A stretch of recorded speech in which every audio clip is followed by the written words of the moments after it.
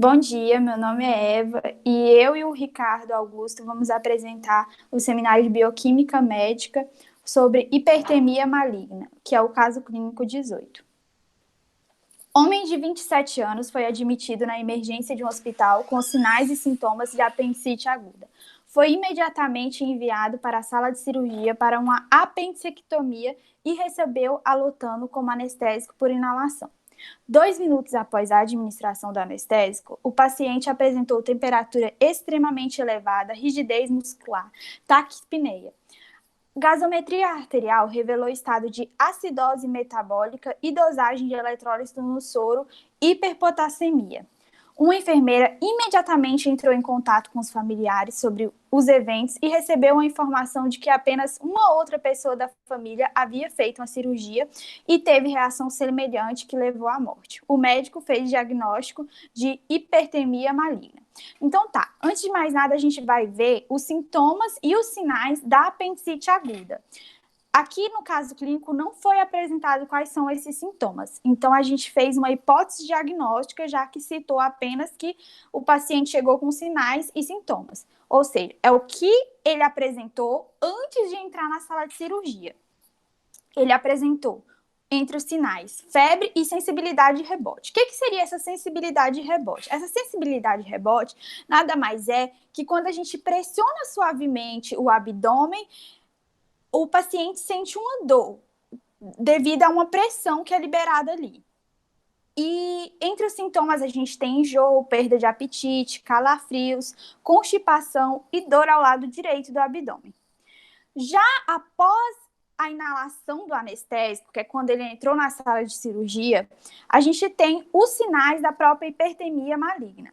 Que aí a gente pode falar a hipertermia, que é esse aumento da temperatura, que a gente pode diferenciar da febre basicamente porque na hipertermia não ocorre um mecanismo de compensação corporal, ou seja, não vai haver algo do seu corpo para tentar recuperar a sua temperatura original. E aí tem rigidez muscular, taquipneia, que seria o aumento do número de excursões respiratórias por unidade de tempo, a hiperpotassemia, que nada mais é que o aumento da concentração sérica do potássio, e aí a gente pode citar que é maior do que 5,5 milha equivalente, e isso pode ser em virtude tanto de uma menor excreção renal, quanto o movimento anormal de potássio para fora da célula. A acidose metabólica, eu vou explicar no próximo slide, que vai falar um pouco de gasometria. E aí, esse paciente não fala, mas esse paciente também pode apresentar taquicardia, que é aumento, aumento dos batimentos cardíacos, a rabdomiólise, que nada mais é que uma lesão muscular em que há liberação de um conteúdo intracelular. E aí, a gente pode citar a mioglobina, o CK. O CK é muito importante, tanto que a gente vai ter um exame para o diagnóstico de hipertermia maligna, que o CK é contabilizado. E aí a acidose respiratória, que eu vou explicar também em gasometria. Então tá, eu vou falar o básico de gasometria arterial, porque a gente já estudou. Então vamos levar para o caso clínico. No caso clínico, fala que tem acidose metabólica. No caso de hipertermia, pode haver a acidose respiratória, mas nesse caso é acidose metabólica.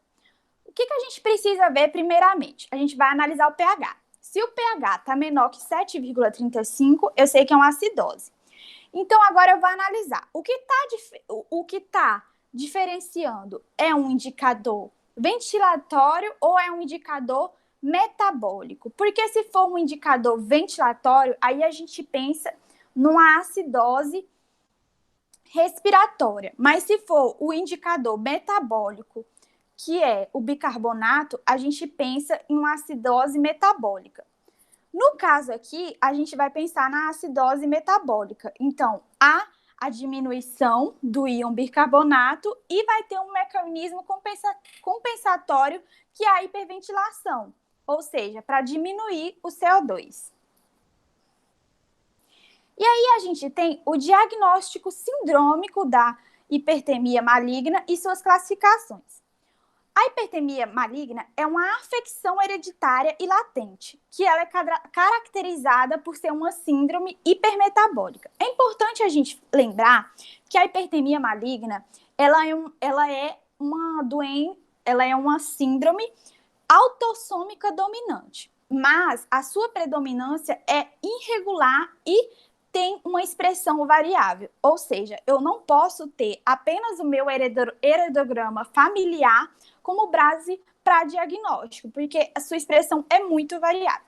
E aí, as suas classificações, a gente tem a fulminante clássica, que aí é potencialmente fatal e ocorre em múltiplas manifestações metabólicas e musculares. A gente tem a moderada, que são manifestações metabólicas e musculares sem gravidade da forma fulminante, leve, entre outras. Entre os exames laboratoriais, eu vou começar pelo exame CPK. O que seria esse exame CPK? Ele também é chamado de exame CK, que nada mais é que a dosagem de uma enzima chamada creatinofosfoquinase, que atua nos tecidos musculares, no cérebro e no coração. Esse exame, a gente precisa entender que ele pode ocorrer alteração devido a várias coisas. Por exemplo, se tiver uma queimadura ou alguma lesão muscular, ou até mesmo eu estava lendo que se você tiver alguma alteração no seu estado emocional, pode ocorrer uma alteração. Então, ele geralmente não é o diagnóstico mais certeiro. E então, para quem que a gente aplica esse exame? E o que ocorre? A gente pode aplicar esse exame a partir do momento que o paciente tem uma crise, porque entre o pico de crise, que é entre 12 e 24 horas do início, é que ocorre o pico dessa dosagem enzimática. Então, a gente pode pensar o seguinte: se há uma história genética e a CK é elevada, CK também é chamada de CPK.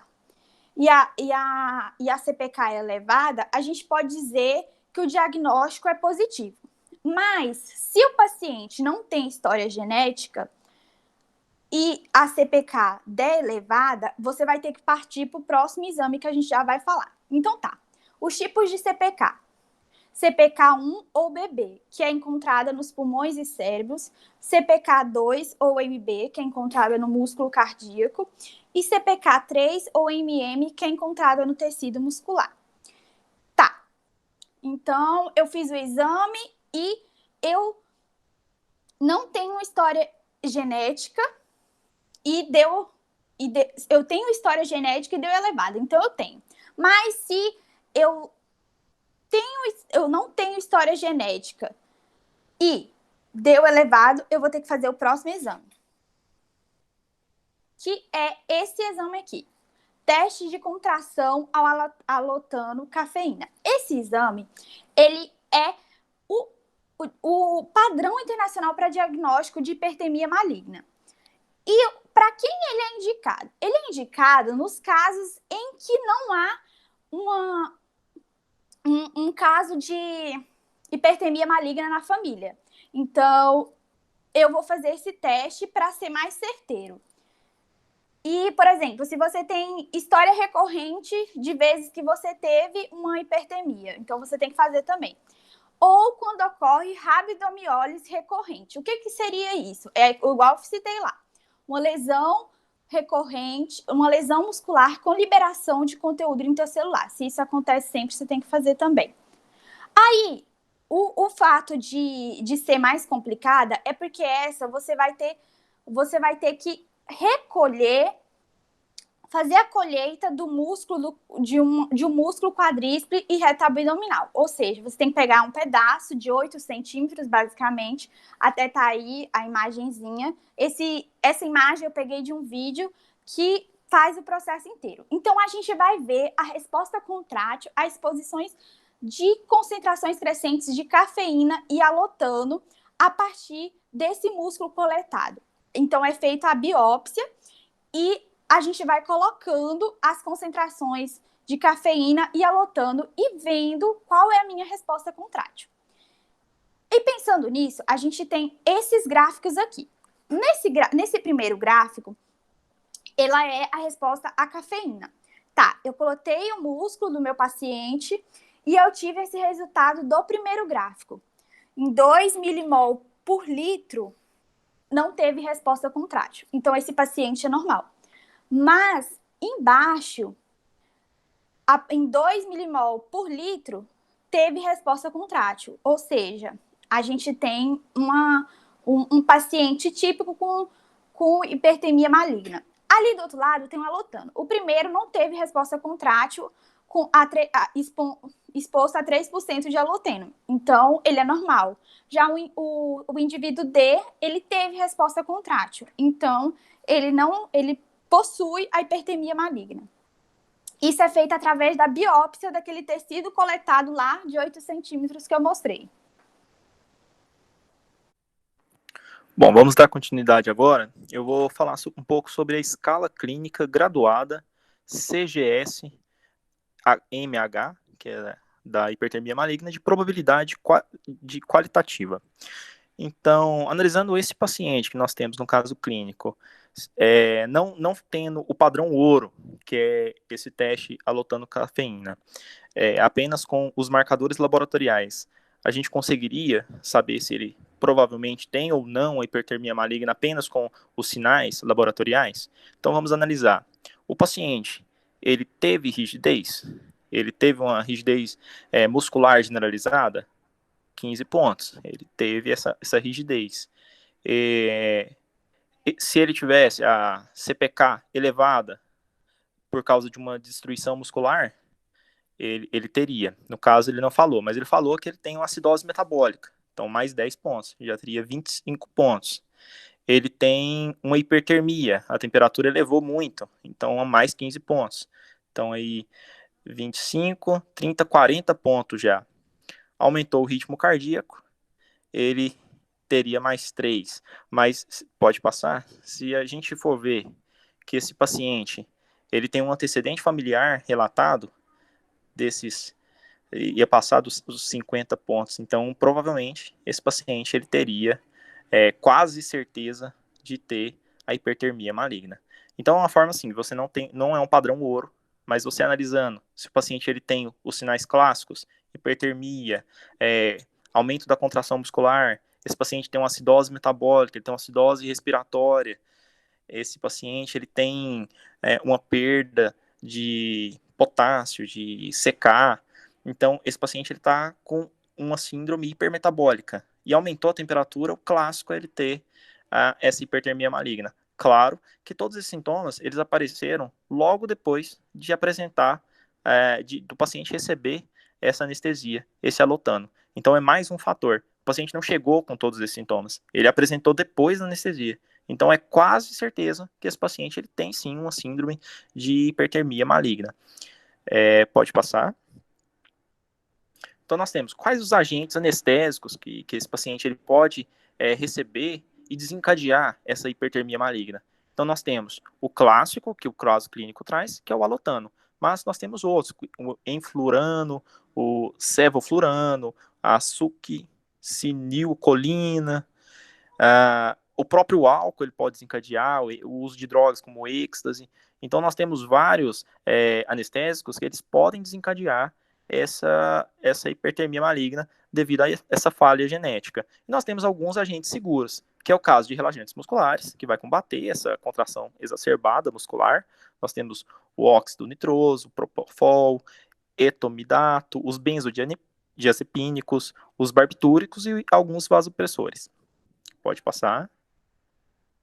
Então vamos entender o que acontece no corpo da pessoa para ela, desse paciente, para ela desencadear essa hipertermia maligna. Bom, em condições normais, o cálcio livre no citoplasma, ele é controlado por um gene. Qual gene que é esse? O RYR1. Na hipertermia maligna, vai acontecer uma hiperativação justamente desse gene, o RYR1.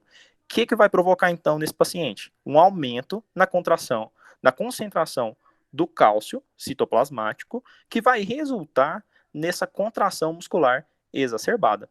E essa contração muscular exacerbada, por excesso do cálcio, ela vai consumir uma grande quantidade de ATP. Esse ATP consumido nessa grande quantidade vai liberar calor, a hipertermia. Então aqui nós temos dois sinais clássicos: o aumento da temperatura e a contração sequenciada da musculatura, essa contração exacerbada muscular. Pode passar. Então, essa contração muscular prolongada, ela vai causar um problema. Qual o problema? O esgotamento do estoque de ATP. O corpo ele não tem um estoque grande de ATP. Então vai chegar um momento que esse estoque vai acabar, vai ter o rompimento de algumas membranas musculares, e ao romper essas membranas, nós teremos o extravasamento de alguns íons, que é o caso do potássio, que pode ser medido lá no exame laboratorial pela hiperpotassemia, o aumento da creatina, que já foi falado, o aumento do CPK, nós temos a liberação do fosfato, então ela vai apresentar uma hiperfosfatemia, uma hipermioglobinemia. E aí nós temos que, quando ocorre a liberação desse potássio, nós vamos ter também a presença de uma acidose metabólica e uma arritmia cardíaca. E outro problema que esse esgotamento de ATP gera para o paciente, que pode ser medido, é o aumento do lactato sanguíneo, a hiperlacticidemia. Por quê? Porque uma vez que o corpo ele precisa de ATP e falta ATP, falta oxigênio por essa contração exacerbada, o corpo ele vai usar a via anaeróbia.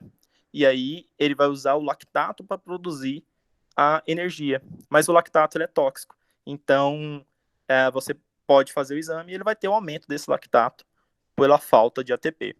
E outro exame que pode ser detectado é que vai liberar um excesso de dióxido de carbono. Então, a capnometria ou a capnografia, você capta a quantidade de saída de CO2 e pode ser jogado no gráfico, é capnografia. Então, você também pode analisar que esse paciente ele vai ter um aumento do dióxido de carbono no corpo. Pode passar. Então, basicamente, foi essa fisiopatologia da hipertermia maligna. Então, o paciente ele vai desencadeando essa crise hipermetabólica e gerando um sintoma, um sinal após o outro.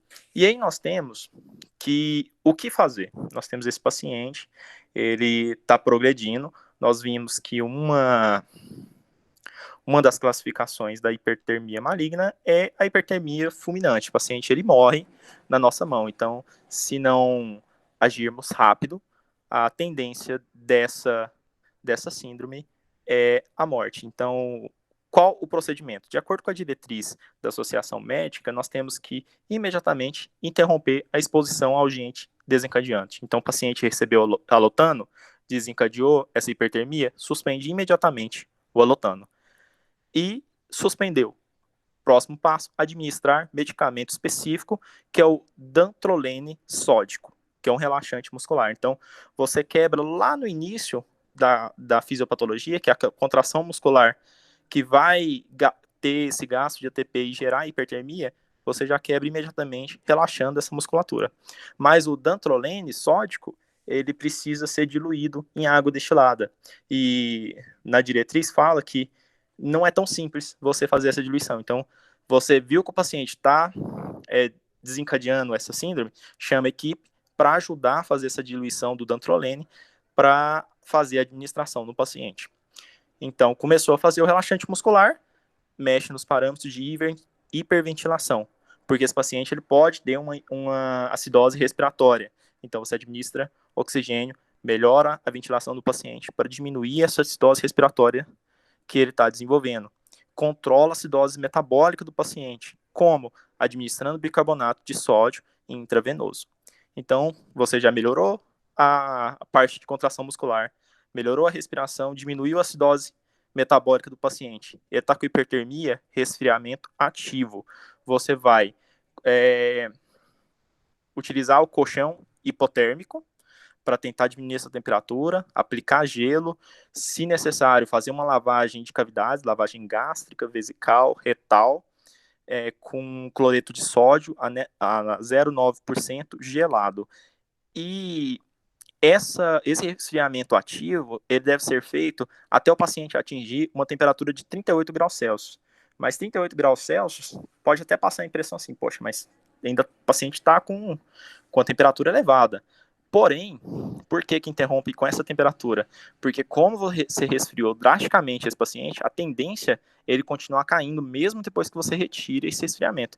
Então, quando chega a 38 e você retira, você está evitando ele ir para um quadro de hipotermia e você tem outro problema, você teria que aquecer o paciente. Então, chegou a 38, retira esse resfriamento e vai fazendo controle, vê se o paciente ele volta a subir ou não. Com todas essas medidas tomadas, provavelmente o paciente não vai voltar. Mas se voltar, tenta resfriar novamente para controlar a temperatura do paciente. Você vai tratar também as arritmias cardíacas.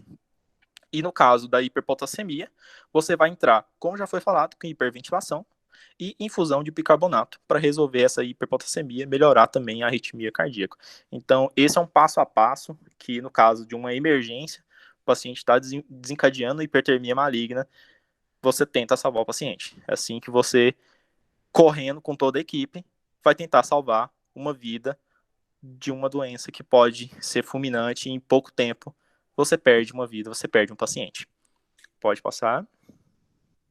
Essas foram nossas referências, principalmente usamos a diretriz da Associação Médica e vários artigos falando sobre a doença, que muitas vezes é um relato de um paciente que morreu, infelizmente, na mão de um médico. Obrigado.